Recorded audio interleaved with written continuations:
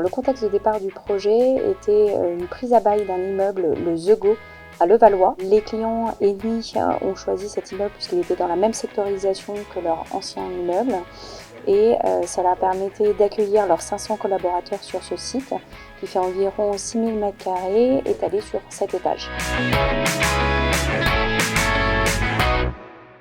Alors, les objectifs de ce déménagement pour Eni étaient de base 4.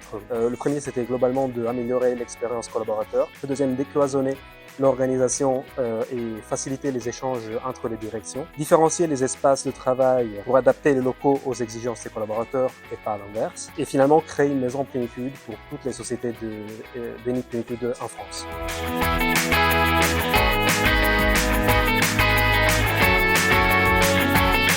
L'idée, c'était d'allier différentes identités pour chaque groupe qui travaille chez Eni. Un enjeu de parcours utilisateur, parcours visiteur et différents pôles au sein de Eni. Et en fait, c'était de greffer tous ces enjeux-là avec un discours architectural. Et le bâti nous a aidé en fait à venir travailler des espaces très identifiables et très marqués au niveau des couleurs ou des matériaux ou même les lignes qu'on a pu dessiner dans le projet pour avoir des espaces qui sont très reconnaissables du rez-de-chaussée au dernier étage. En fait, on a eu une démarche qui était surtout centrée sur les usages et les utilisateurs. On a eu une approche holistique, globale sur l'ensemble du bâtiment. Alors on a installé en fait des solutions audiovisuelles dans les salles de réunion et dans les espaces communs et on a également installé toutes nos solutions Smart Workplace avec des indicateurs de présence devant les salles de réunion qui sont couplés à des capteurs de présence et un moteur de scénario. On a également installé sur les paliers des cartes qu'on appelle KD-Map qui sont en 3D, qui permettent d'abord de bien visualiser les espaces et aussi de réserver à la volée des espaces.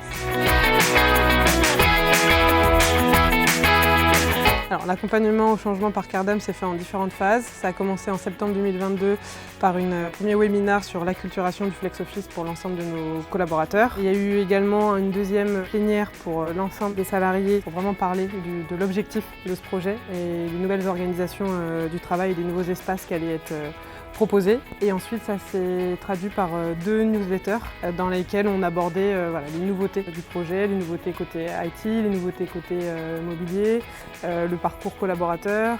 On a également eu l'occasion d'interroger une salariée pour mettre en avant un peu le point de vue côté collaborateur par rapport à ce changement. Et ensuite, ça s'est terminé par la construction avec Cardam d'un livret d'accueil pour, au moment de l'emménagement, pouvoir accompagner les collaborateurs dans l'appropriation des nouveaux locaux.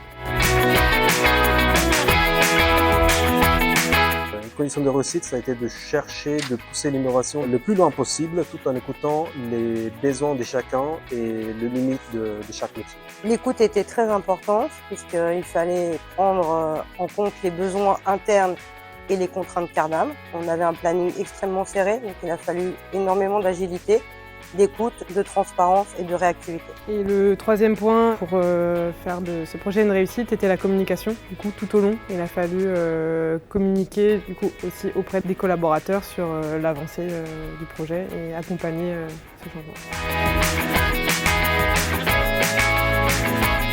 Le projet en un mot, je dirais confiance. Énergie. Satisfaction. Réussite. Collaboration. Je dirais que c'était un projet identifiable.